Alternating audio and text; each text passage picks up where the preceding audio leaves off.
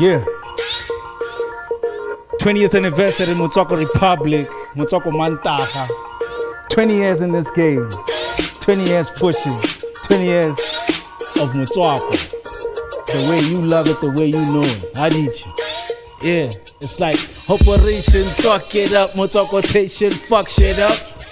Wow, something I got you telele, one pelele, Kim Kenele, Kim Ruse Matelehele, Moose, complex, Mudite, Dukes, come, Same Morafe, let the beat play. It's a party, my brother do cardi, got a mother trucking beat, then move your body like shit. Y'all born, I won't born, you know it's on, better believe me, Kadi Konka, Kadi Taylor, listen to me, I keep a tronka, Tatekela sa, how I MLL sa. It's the Okimetiliki Vaslan, Imam Batiflan Bastan, yeah, Bastan, who am I? T.O. double one time, if you wanna know what's a one, you want some, Dula. Patere go sekeleta, harata go sengeletsa, Motswako manta go tshwereleta, ene federetsa. Ra sebeletsa, exe dula, patere go sekeleta, harata go sengeletsa, Motswako re go tshwereleta, ene federetsa. Wa mo hopola mare tutsinga. Are Puntse fela jaro ga re boele morago re palamela go timo go tshwana le Kilimanjaro khabeletsa pina ke khotetse marige re blome re le pio monate like kagiso le tiga masheshe ke masheshe palama wa re dia se korokoro ka pa bima rotle ra spina cho ke di bala gore ngwana fa se wa ga ope ke motshware ina wa me ke ska nna pope dile ke tlere ke tswere di beat wena o tile o itswere o coverile creep maro boela ga o le nosi ke boela ga ke le khotsi ga ba go feature tsotsi drama o no di so because bana ga ba impress ka champagne le kebi ya batala fa re diga di cake re bo fatla pizza makanyane re go jaba kankane ditsa basadi ba lona re go jaba kankane dula ke le fela ke le ela sirige ke le gela ke di fisan san sanito betsa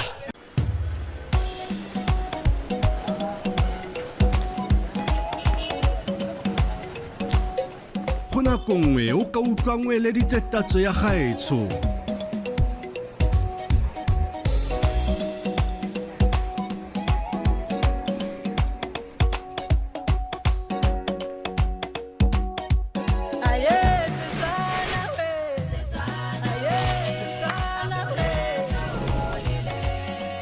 tatso ya mofuta wa dijo tse di kgethegileng tsa Setswana e bile di apeilwe ka lerato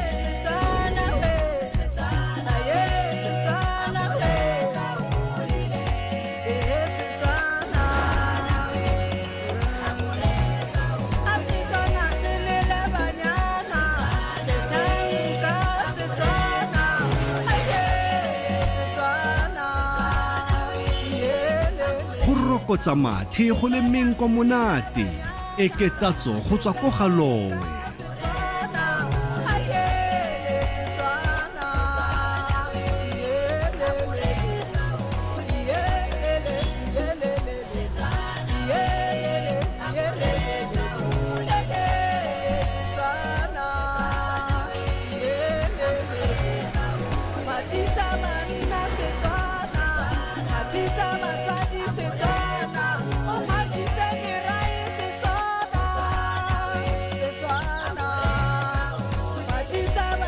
Tatso Eatery, re mo Ditsobotla Lichtenburg 25 Swart Street.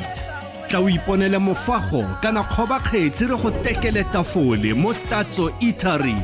Dijo tse di balolang tsatsi le letsatsi.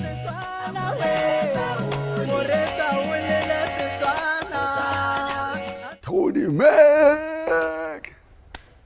Yeah. Hey. That was dope, man. Awe. Yeah, man. Yeah. This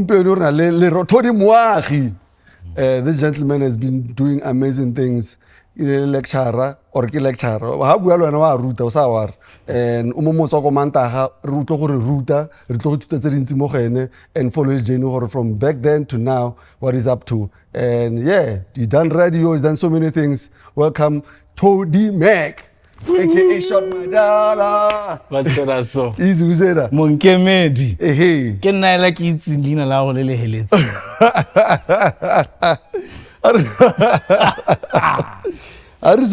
Shot My Dollar. Yeah. Wow, actually I like that question. Nobody ever asked me that question and I love that question. Because I always say to people, You know, Majita Barata hore Maliti ba bitsa di Grootman, Timer, they have a problem with that. Nah, I've always been looking forward to it. So I started calling myself Short Madara from early 20s, mid 20s, you know. If you listen to some of my songs, solo tracks, Morafe tracks, the name Short Madala comes out. So it just boils down to, I've always been looking forward to, you know, and being called Timer and Madala. And, you know, I like that. I think I was raised by my grandfather, so I always looked up to him. I always wanted gray hair and to be old. He's been the coolest guy. Yeah, Bompandlani. I always envied things like that. I used to think about Bompandlani Banale until I grew up. I was like, nah. I Spanish. Yeah, man. You mentioned Mokhalaje. So I want to dig into Klerksdorp and Maftown. Which one came first? Maftown first. I was born in Pelong Hospital. So I'm a Maftown kid through and through. My first home was Muntsiwa. My second home shortly after that was Ramatlabama. I was raised till I was about 2-3 years old by my grandmother's sister, Ramatlabama, 600. Hey, Banna. So yeah, so ke gotse le bo Piko le bo Tebogo, you know, TT wa baitsi. Yeah. So yeah, I've got the burn marks to prove it. If you know the burn marks on my hand. Yeah, I know it. Yeah, Mogetlo is traditional beer. Yeah. So it's the porridge before they ferment the traditional beer. So they would put it outside in a big bowl, and then you know, that big bowl, Scotland say. You know, so Mojo always dissed me Obelix. You know, I fell in, you know, Asterix and Obelix, I fell into the potion. How old were you at the time? I was 2. No way. Yeah, and actually, that's the catalyst, because Hakere, she raised me till I was around 2 or 3. That's when my mom came to fetch me. I don't know. What? That's crazy. Maybe that's why I've never heard you mention Ramatlabam, even though I know you are rooted from Ramatlabam. Yeah. No. I always refer back a lot to Ramatlabama just in my thoughts, you know, because I learned a lot there.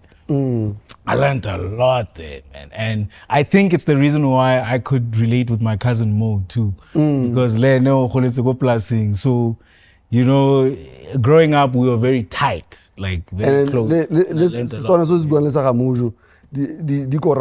on you know, all those things. Yeah, I think you know, we were taught the same things basically. Yeah.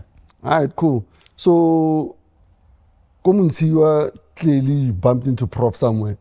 Yeah, man, Prof. One exciting story. I've got a Prof story. So Khuli and this other friend of ours, Gomes, come up to my crib and say, "Hey, man, last night we spent the whole night at Prof's house rapping for him, and guess what he told us?" Because that was back when Sanfani Repa So you know, they were kicking rhymes for him all night, and then Majita Batla we were rapping for Prof all night long, and guess what he said, bro? What? We need to start doing this Kastwan, you know? Now at the time, I was the only one who had started trying that. So they were excited to tell me because you're on the right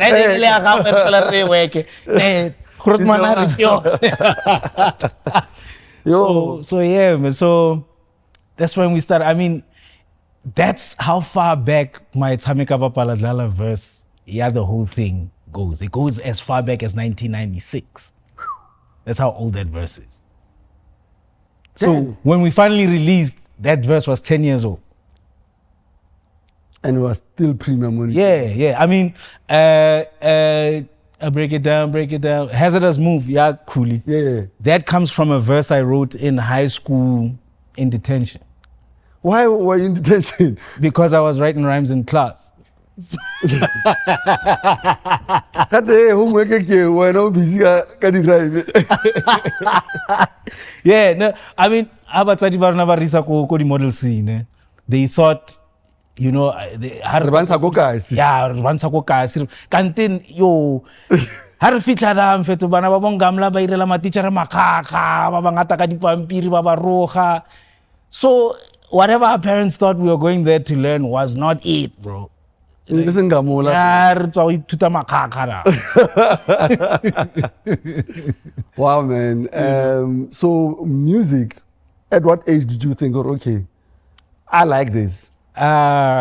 Music chose me, bro. You gotta remember, my mother was on radio. Yes. When she was pregnant with me, she was doing the graveyard shift on Radio BOP, which later became Radio Mabat, was split into Radio Mabat and Radio BOP. Yes. And then she later became the station manager at Radio Mabat. But before then, in the early 80s, in 81, she was pregnant with me doing the graveyard shift. So every night there was music. For 3 hours. All those 9 months, every day, every night there was music. So by the time I was born, I was already used to hearing music. I already had, I mean, I think she says at the age of 1 or 2, I already had favorite songs. Like they would play a song and I would react to it from a very young age. From 4 or 5 years old, I started telling my mother the different instruments in every song that I would hear. So I would say to her, what's that? So I would ask, what's that instrument that's going like this? Yeah, what's that instrument? They would say guitar. We go, okay. The next song I hear with the guitar in it, I'll tell you, now the guitar is doing this in this song. You know, so I used to do that 5, 6 years old. That was my favorite thing. So, and then my mother would take me to work with her, and I would watch Bobra Victor Tabing in the, you know, doing the sound engineering. So radio sound design I was introduced to back when they were still using the reel-to-reel tapes and having to cut that out, cut it, and he would explain all these things. So you saw this live. This was in class. and he would explain all these things to me, like, you know, like he was teaching me. And I was just a kid, you know, but I was soaking it in. And he would say, the reason why we splice it like this is because when we cut it straight, it creates a click sound. But if you slice it like this, then, you know, it's like a crossfade. Yeah. So when we started using digital, you know, audio workstations, things like crossfade, I understood much quicker because I knew that before it was actually harder. It was explained from an analog point of view. A lot was explained from an analog point of view when I was still coming up. So when I got into music production software, it was so easy for me because it was concepts I was familiar with, you know? And Tasso did a lot actually helping me to get a grasp of the digital side of things. Yeah. Did you struggle to move from analog to digital? Well, analog, I mean, was just you. There was always an engineer doing things for you. You had to say. So when I met Tasso, yes, I had to tell him, hey, it's also play this, play that, and he got tired of that, and he was like, I need to teach you to start doing this yourself. And that's how it started. So Tasso taught you how to. Yeah, he taught me how to use the software that I use now. Tasso introduced me to it, and I've never used any. Is it Logic? Reason. Yeah. I mean, I can use Pro Tools because I studied it. I can use the Steinberg Cubase because I used to teach in it. But Reason has been my tool since Reason 1. I'm now in Reason 13. Yeah. You went too technical early in the conversation. The way you make, you record your hooks, not to record them, the way you write them. Yeah. Sounds so easy. The one line I remember, I'll never forget this. Like, shh, my emo panning. And I'm like, this thing is so easy and genius at the same time, but I can never say this. Yeah. Was it the part for you, the fact that Oleduna makes it easier for you to think of music concepts? Yeah. Even also, bills and shit. I mean, growing up, I used to add my own songs my own words. Versions to the To songs. songs, or my own melodies to a song, or my own words to a song, you know? Like whenever a song would play, and then, you know, there were songs that would play and they would have an instrumental part where there's no vocals. I used to have things I would sing in those parts. As a kid, that was my favorite thing, you know? And my favorite songs were those songs that had that open part. And then when Kwaito came, I loved Kwaito because Kwaito was all about that. They would do, you know, their hooks, and then they would leave this open part where they would dance usually. I was always writing my own lyrics to those parts, you know? So when it came time to start writing to my own music, I already had these gimmicks, you know, that were coming from before. Khuli remembers, I mean, this Dabret, I don't remember the rhyme, but I know it was a Dabret verse, and Khuli used to rap it and add Tswana words in it that sounded like what they were saying. And those are the things that kind of, you know, I was picking up and saying, hey, man, maybe we can put some Tswana in our rhymes. Maybe we can, you know, and I started introducing it to the guys. And they would say, you know what, sounds dope when you do it, but we'll stick to English. Until Prof said, yo, y'all need to start doing this. That was the crossover. How kwala? Ukwala ka Setswana or ukwala ka Sekgowa when translated to Setswana? For me, actually, I'm more of a mad scientist Okay. when it comes to writing. Because for me, words are like instruments. Words are like rhythmic patterns to me, you know? So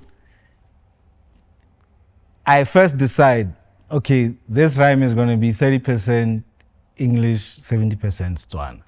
Fine, I've decided, right? And then moving on, I already know what I want to talk about. That's number 2. You put that to the side. Number 3, I now have to say one thing that either is obvious about what I want to talk about, or introduces it, or is important about it. Whatever it is that's cool to say about whatever I want to talk about, I say it as it is. Let's say I want to talk about this space, né? And I say, Lemonka, Lidi Kemera, Hwa Bereke. Right? That's the first line. Lemonka, Lidi Kemera, Hwa Bereke. Then I take Hwa Bereke, and that becomes the rhythmic pattern I'm working with. So I'm going to look for English words that rhyme with Hwa Bereke. I'm going to look for Tswana words that rhyme with Hwa Bereke. And not just words, but also a combination of words. Or it could be half a word. You know what I mean? Or part of a word. So I'll know how to use it to fall into that pocket. And then I start writing. Sometimes I'll have a string of just rhyming syllables from the first bar to the 16th. And then I'll just connect them with sentences that make sense between them. So for me, that's like, for me, writing, I'm more I actually can even write flow. So if you watch how I write with a pen, why I prefer to write with a pen, but even on my pad, on my phone, I can show you. There's always underscores, there's capital letters in weird places in between words and stuff like that. There are certain words that are split in between, split by an underscore, things like that. That's me writing the flow. So I'll never come back. I could have written a rhyme 10 years ago. I can come back to it and start where it needs to start and get the pocket. Remember the flow. And get the pocket because of how I wrote it. Because as I write, I'm counting 1, 2, 3, 4, 1. So every 1, 2, 3, 4 is either a capital letter or an underscore, depending on whether it lands on that letter or it lands in between words. So if it lands in between words, it's an underscore between those words. If it lands in the middle of a word, then you'll see the capital letter in the middle of that word. That's where the count hits. And the breathing doesn't throw you off. No, breathing is your responsibility as a rapper. If you write every 4 lines and don't rhyme them back before you write the next 4 lines, that's your fault. That's how you end up not knowing how to breathe. because every 2 lines or 4 lines, you got to write them, rap them back, and then write the next 4 lines, go back, rap them back, see if you're not being unrealistic. You know? Because sometimes it'll sound dope in your head. But when you try to say it, you realize, hey, my breath runs out. Then you have to come back and say, oh, I have to find a way to say this so that using less words. Yeah. Yeah. Because sometimes you might try to say something osinamuwa and then force it in studio or it's got the 2 bars. Aha, now you can't do it. No, I'm just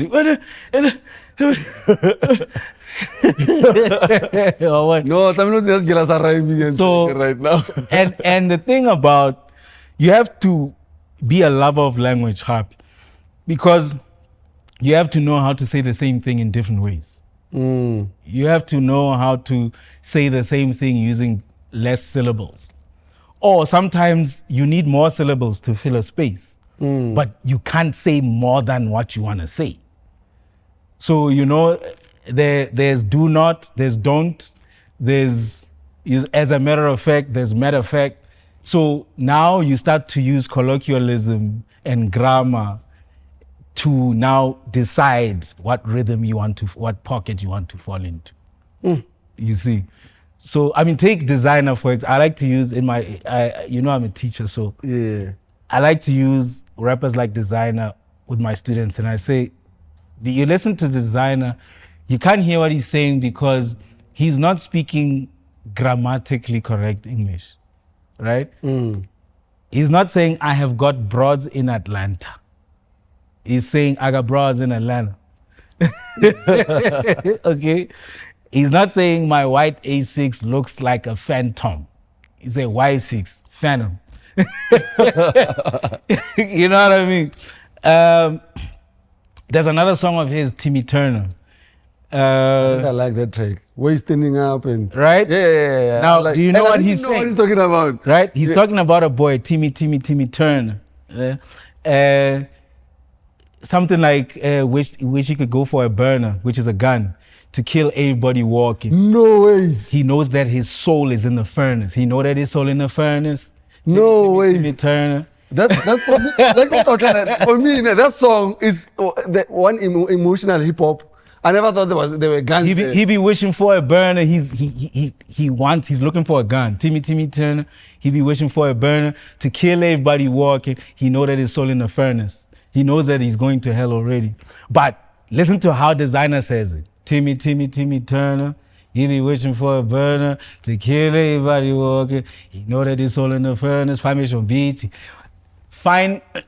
Can I say? Yeah. Okay, find bitch on BET. Shorty wildin', she wildin' on BET, wildin' for wallets. Find bitch on BET. Shorty wildin', she wildin' on BET, wildin' for wallets. To kill everybody walking. You know that his soul in the furnace. So it's about which words you choose not to use and still have your sentence complete. Flip. You know, Towdee, let's go to my favorite verse. Yeah. I call you about this verse. I show 3 times a year. Every time I bump into this song, I get like, yo, right? How is Paka? Kupawe Bezela da. This is not the show, but Kupawe Bezela for context because. But halumpat like a kolompak. Yeah, it is. Then we break it down. Halumpatla ke kolompaka no haka tsaba haka ipata entle ka ba utlwa ba rekio watla utlwa hubalala boy kutsa saka still paka dizaka pokoton tsaka still rock menyaka ka di rhyme tsaka ha ke siyo ba salaba now ha ke siyo ba salaba ntshwarela plaka ha ba bona ke jiga ba phuta ba paka ha ke rage ha ke betse face ke atlapa so how we tlwaeditse o papa tla baka wa spaka verbally or reka di tlhaka then tsaba and hope saba staka ke a baba ke a baba. That's why sometimes we tell we ngapa kale kaka zulu ngapa na ngapa. Now Towdee, this call that I make 3 times a year about this verse. I actually spoke about this verse on radio on Motswako. Damn. Gore, every second word or every word rhymes for 16. Is it a 16 or an 8? Yeah, the whole 16, yeah. 16 bars. Yeah, And this thing makes sense. yeah. There's, That's one of those verses where I wrote all the rhyming words on the side and then I connected them with sentences. genius. Aye, genius. but you have to love language. You have to have a love for language, because when you love language, you read a lot, you learn a lot of words, you learn a lot about what words mean, you become inquisitive about speech, about communication, and music is communication. It's about touching people's minds, hearts, emotions with words. So if you don't have a love for words, you're gonna struggle being a writer of anything. Episode guys right now, but there's another verse where I feel like I'm working in your journey on Khuli's album. I think you featured on 3 or 2 songs there. The Motswako originate, Stand or Sam. Oh yeah, deep, Yeah, no. That verse is deep. very deep, very deep. Are you ready to talk about it? No, I can't unpack it because The person. Okay, I get. yeah, you. it's deep, and it's deep. Yeah, It's no. deep. I'm going through things right now that kind of, that song kind of addresses, and yeah. You know. But it's a what I can say is it's a sincere verse. It's a verse that speaks to being an absent father.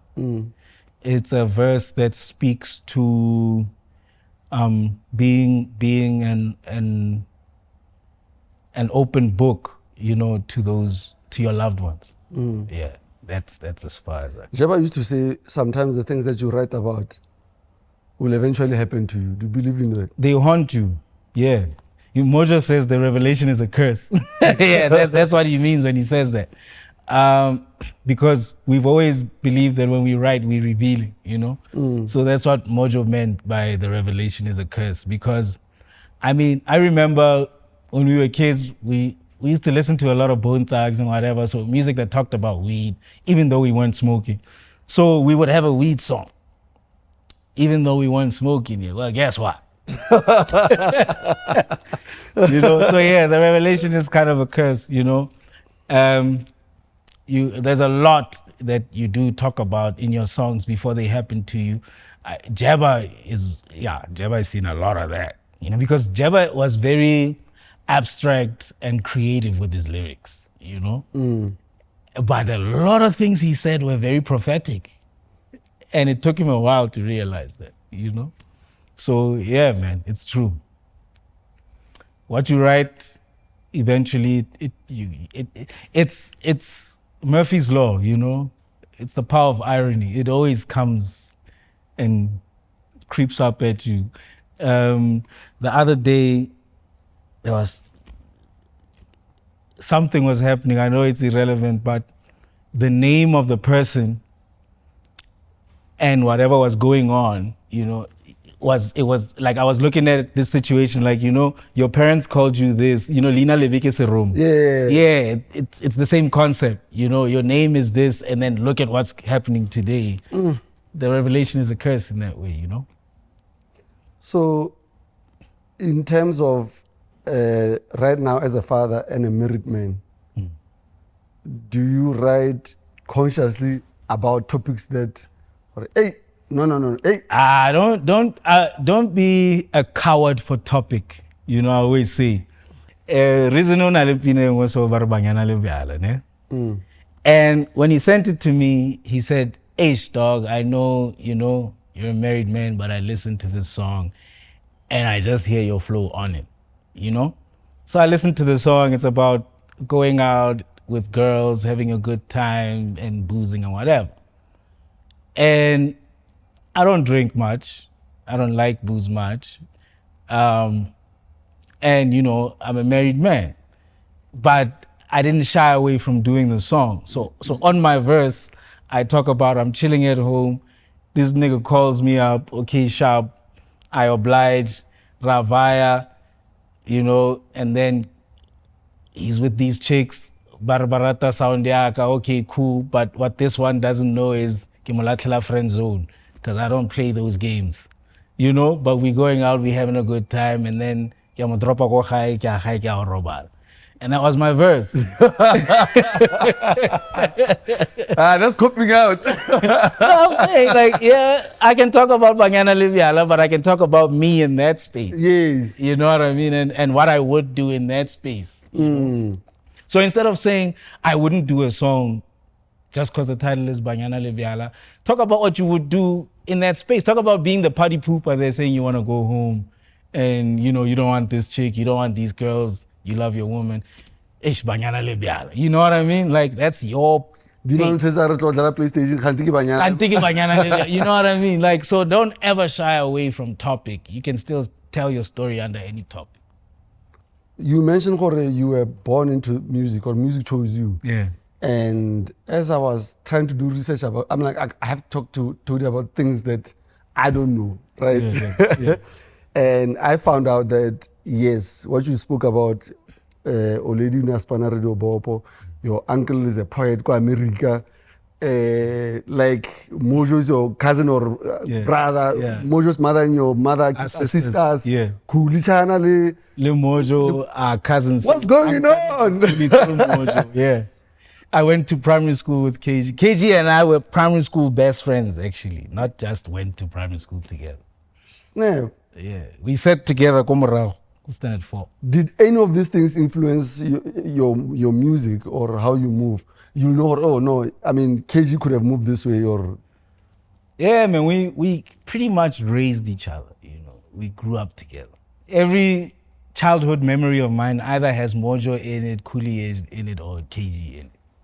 You know, so even as you've seen us go on to do our own things, when we come back to the home front, if it's a wedding, we are all there. You know, if it's a funeral, we are all there. If we are so we get together on so many fronts that whatever we do with the music, it doesn't matter, you know. In fact, it works better for us to have different tuck shops under the same umbrella rather than operate as one. You know, we see better returns from our individual brands.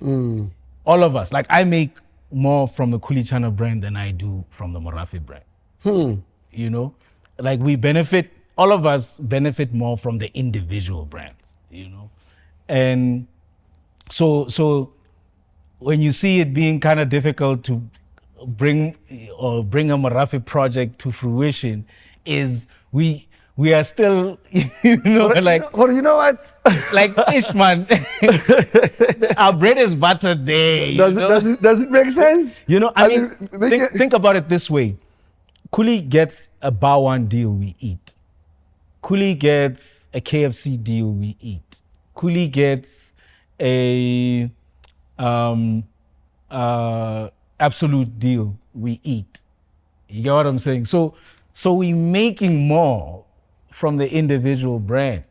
And the last thing we want to do is shadow it with the excitement of, hey, Morafe is coming back together. It's going to take a lot more work. It's going to take a lot more work to build this up to where that is. So we like, the Khuli Chana brand is our golden goose that lays the golden egg. So you don't want to strangle the goose that lays the golden egg. Was it intentional when you pushed him to do solo?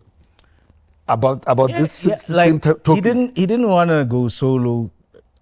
It was an idea that came from me because I could tell that it was going to be what it has unfolded to be, you know. Khuli was that guy that stayed in the club when KG and I wanted to leave after a performance, you know. He's that guy that made friends quicker in the industry. We got to know the Squatter Boys through him. We got to know a lot of people that we got to know in the industry through him. He made friends first. So it made it an easy decision for me to say, man, you're the first solo out of the group because everybody likes you. We don't have to start selling you from scratch, you know? Yeah.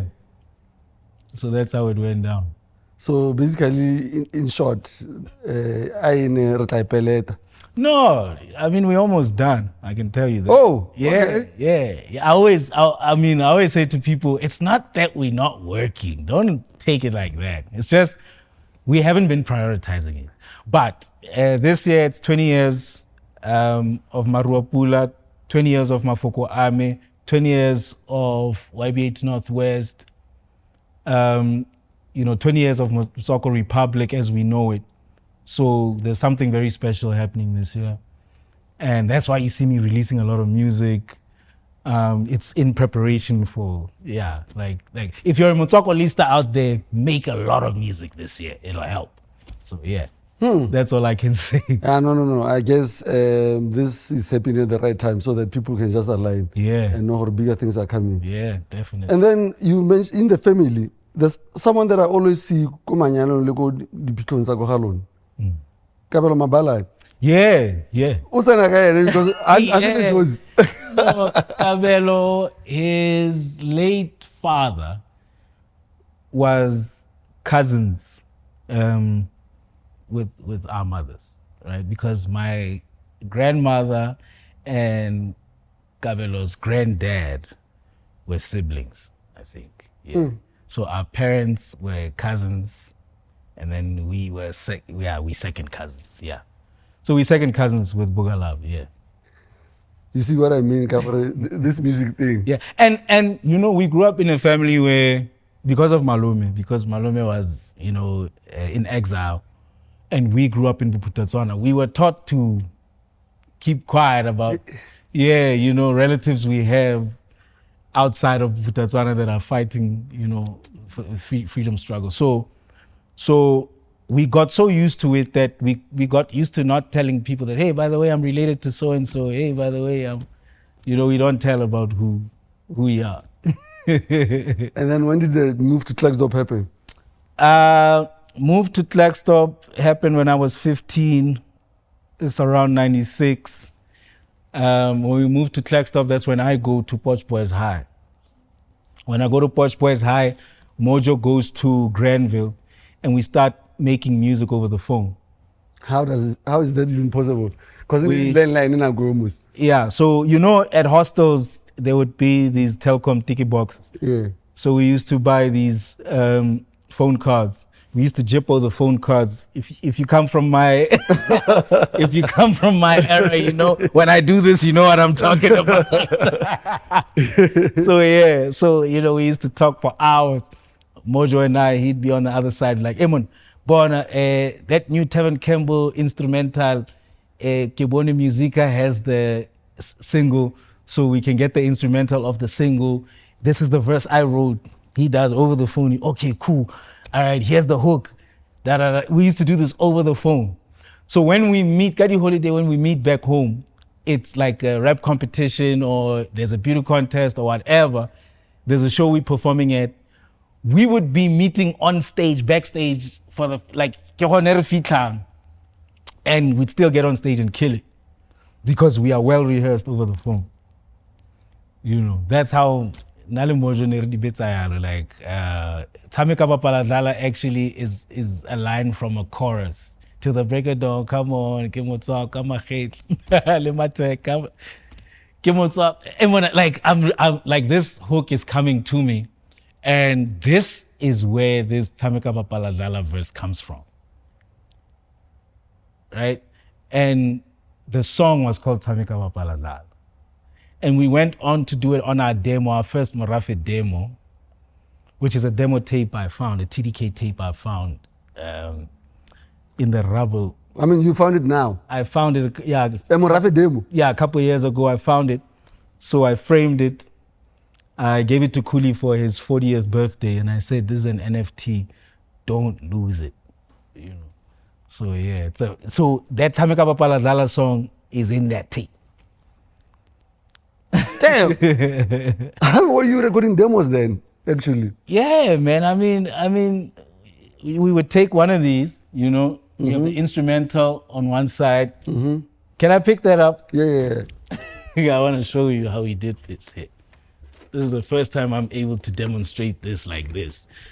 for you Gen Zs that don't know what this is. So, this is a double tape deck, Gem Blaster. Okay? Like what Gen- So, this side only plays. This side also records. You see, this side also has a record. The only side that has a record button. This side doesn't. That means that the original tape would go in here, and the tape that you were dubbing onto would go in here. So we'd put this tape with the instrumental in here, right? Or radios would have a CD player. So the instrumental would play from the CD player. You record your first takes, right? Da, da, da, da, da, da, da, da, da, da. How do you record it? Is there a microphone? Yeah. There's a mic jack somewhere. You would put it in, and then we'd record. And then when you're done, you take this tape that you recorded your first vocals in, you put it in here, you press play, you put another tape in here, you press record. Now you're doubling. Right? Sure. Now you're doubling. And then you take that, what you've recorded, and you could have like a whole lot of takes, right? But the trick was, don't do too many takes, because the more takes, the less quality the tape had, the more the tape started. What happens when you make a mistake? No, you start from scratch. You start from scratch, right at the beginning. With a new tape? Yeah. Yeah. So that clearly you had to rehearse. Yeah. No, there was no, you couldn't come to studio if you hadn't rehearsed, bro. Yeah. Let me explain something. So you see that process, ne? Now, the quality of the tape was very important. It had to be TDK, right? And a 60, not 90. And a 60, not 90. Because if it had too much tape, then it wasn't good quality. The one with less tape had more. That we kind of knew these things, So you would kind of make sure that you use no more than 3 tapes. So we would have to hang the mic from the light fixture, right? And then we'd have to stand around the mic. When it's my turn, all of you shut up. Right? So, or if you're responsible for ad-libs, you step back when it's somebody's turn. So we step back, it's your turn. Then when it's my verse, the rest of the guys step back, it's my verse. So as to do live dynamics, right? And then, so that's how you would make sure that you don't use too much tape. Because then we had all our takes. I mean, Morafe demos were dope because it was all 3 of us. 1, 2, 3 takes. So you had the main takes, and then you had the ad-lib takes. And then you had the take where we focused on the chorus. And then just do the ad-libs and, So eventually on the 3rd tape, you had a complete recorded song. Damn. So we would edit ourselves on the go. How long did this take? One song would take the whole day. But check this out. We would be well rehearsed. So in actuality, we would take about 2-3 weeks to rehearse a song to perfection. And rehearsing those moves, stepping. It's like blocking when you shoot in a movie. We had to rehearse how we were gonna move when the record button is on, because otherwise you have to start from scratch. There was no. And it's also that tape. There was no punching in. And as a group, it's more difficult because there's 3 of you. Exactly. So it was a routine. We had to choreograph the dynamics. Yo, I remember Sugar Smacks telling me about this squatter camp. I'm like, damn. Yeah. 7 niggas. Yep. That must have been a circus. Yo, I can imagine. But yeah, those guys did it. I mean, I used to love the cut and join tape, and I could tell the techniques used in there. I could recognize.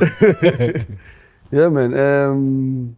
So then the album dropped, Magapul.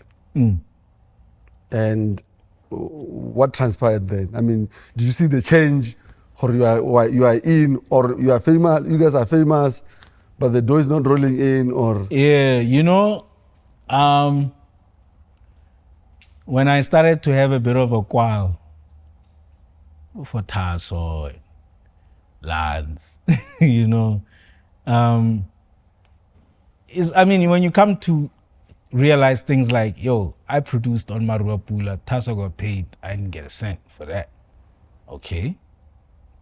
You know, we did our second album out of our own pocket, even though it was contractually, you know, binding to be dropped. yeah, you know, but we thought at least we'd be paid back for the money we spent to record the album. We were like told straight up, no, your loss, you know.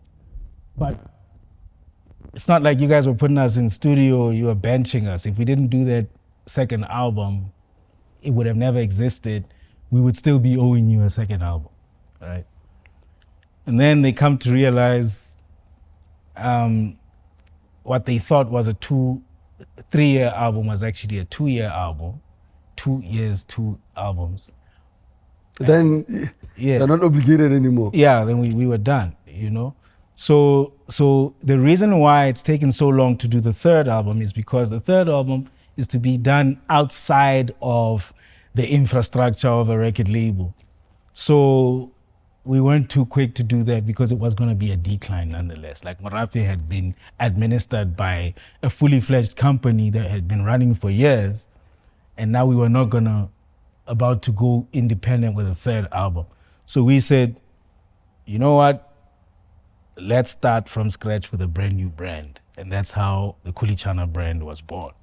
That's why the Khuli Chana brand is so important for us, because it's a brand that we started from scratch. You know, we had no help. I mean, shout out to Brakauza and Refilo Ramokase and Dream Team SA, because they're the only people that came along after, of course, Shawane Kekana, you know, who also was pretty much part of the family. When I say us, I include Shawi, you know, because even when we were with Shawane, we were doing it by ourselves. He was part of us, you know. He's not an industry person. He's just a guy that came and put money on us. You know, Shawane, shout out actually to Shawane. He's the guy that put money on the Tswakstikam video, Khuli Chana's first video. That was before Dream Team, before anybody came. Shawane was the first person to put money on Khuli. Shout out to PH Raw X, you know. Those are the people that kind of, you know, were not industry people yet, but they just pitched in, you know. And by the time we got to the Dream Team SA level, yeah, the Khuli Chana brand was doing beautiful things, you know. Yeah. Then Arbuegas Gela, quickly before we wrap, for lecture, what transpired, what pushed the move. Clearly there was radio, but the title. Well, actually, we can include that. Teaching. Let's start with teaching. Yeah? Teaching. It all started. I mean, I you know, Khuli went solo. This is a good place to slot it in. Khuli goes solo. Khuli becomes successful.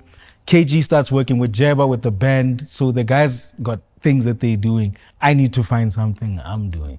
And that's how I went into teaching. I realized that, look, man, I love teaching. So I was at the studio, this college where I ended up teaching, they have studios there. So the first time I went there, I was using the studios. There were artists that had booked those studios and they had asked me to come and assist.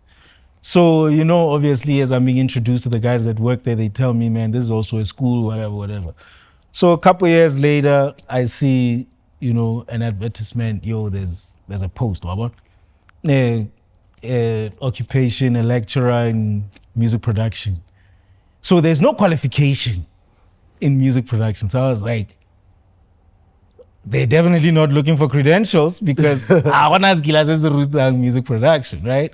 And I know music production. So I went there. When I get there, overseas music production, I'm like, hey. I don't have the qualification. Sound engineering. I don't have that. Anyway, I go into the interview. Long story short, they end up giving me just one chapter of fundamentals of sound and say, we give you 30, 45 minutes with that. You come back, you explain that back to us. We'll know if you can teach or not. So I went in there. You know, when you realize, oh, these are all things I've taught myself. I just didn't know them by name. So I'm quickly now learning the names as I see the descriptions, you know. But, oh, okay, this is actually told that. This is actually called that. This is actually called that. So when I went back in there, I created my own notes. I went back in there. It was the school manager and the owner of the school. I did my thing, and the response was, we've never had anybody explain these concepts quite like that. And that's how I got the job. That's simple. Yeah, you know, so that's how I got the job. And I taught for a good 4 to 5 years in music production, music business, music genre techniques as well. And you were somebody who's teaching something they've done. Yeah, man, it was fun. You know, that was the most fun I've had. And it made transitioning to radio very easy. You know, because when I went into radio, I had to create jingles. I already had beats upon beats of different genres. You know, Tasso taught me how to make beats in different genres. He taught me, no, don't just be hip-hop club, you know. They'd make all sorts of, you know, genres. So I learned how to make different genres that way. And so that's what made it easy for me to be able to create for more than just the music, you know. I could create for radio, I could create for film, for television, because my mind was open. So in essence, clearly you paid school fees. Yeah. Go Tasso. Yeah, man. Because everything I know, Brales, Desiigner. There was this guy who did publishing at Ghetto Rough. He taught us everything there is to know about the music business. Till today, you know, that guy is my foundation for when I teach my students music business. You know, I start with the fundamentals that he taught me. I remember the one time I called you for, I'm like, yo man, I want to produce your album. I want to executive produce. I want to make sure that the Towdee that I know, everybody else knows. And you asked me tough questions. Who's distributing? How much are they getting? I'm like, this man. We just do this thing. Yeah, so now I get the background. Yeah. I really get the background. But I was upset at the time, like, I never called this guy because I can sharp fella. I mean, I remember when I was in college, for I think they wanted a voice, we're doing a voiceover or a singer or whatever. Now I'm trying to flex. I'm bringing Towdee. See how long I've been a fan. I'm calling Towdee to come and do this jingle goes Gela. And it's like, nah, send a BT pill. Send a BT. Towdee's like, shit is whack, man. Or you know what? Improve a pill. Work on this, work on that. Then I'll jump on your beat. Right now I've just been jumping on a work beat. Hey, that was painful. Now, I remember at the time I'm thinking, hey man, project A anyway. But you know what? Speaking of Sgela, you know, I do these workshops called Backstage lectures. Yeah. I'm going to be touring the Northwest Province this year with the lectures. And what I want is to teach, you know, kids who have a passion for music but might not necessarily, you know, you can tell they're not necessarily going to make it because, yes, they have a love for it, but they're not cutting edge. They're not going to beat a 25K. They're not going to beat a Madlera Doughboy. But this kid has passion. So we try to find other things for these kids to do in the music industry, be it work at events, be it being part of a street team of an already established artist or an up and rising artist. If I do, for example, if we do a talent show, right? Then we pick the best one out of them. The rest, we teach them how to be a street team for this one, to help them move to, you know, the next level, how to work at events, how to put together an event where this guy can perform. So you don't all have to be competing with this guy, we can all come together and help this guy, right? So that's the mission and vision of Backstage Lectures this year. That's a dope-ass mission, man. Yeah. I'm loving your mission.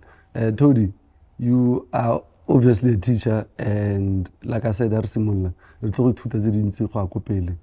you for showing up, and thank you so much. Be a pleasure.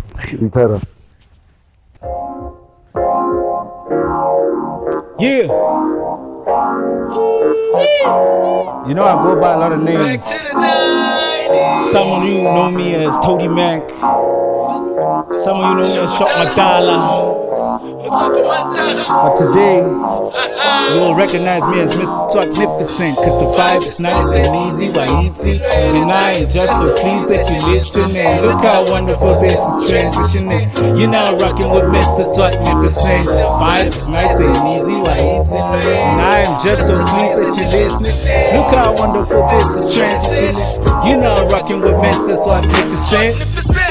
Trick to drop this again. Boss with a left-hand flow and I talk different. Rough got my vocal, get put to a talk with a pen. Coco Chocolate, I wasn't even considering. I rock my talk, I'm not just again. How about Kazak, I span out funnily. How about the take it out, they start coming in. How about the take your vat, they part halali. Ask about anywhere you go. About Ricky heavy with a flow chart. Bump my music heavy, living in the moment. Wishing it was you that was going in how I go.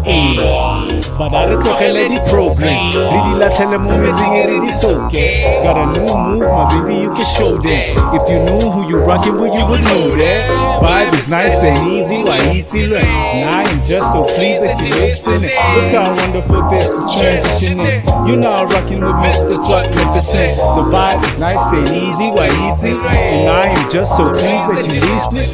Look how wonderful this is transitioning. Now rocking with Mr. Magnificent. Yeah, Scarasa Waisenya. Just let it get up in ya. Why would I up in ya? You ain't heard the whole thing yet. Scarasa Waisenya. Just let it get up in ya, baby. Why would I up in ya? I said to ya to get the whole thing.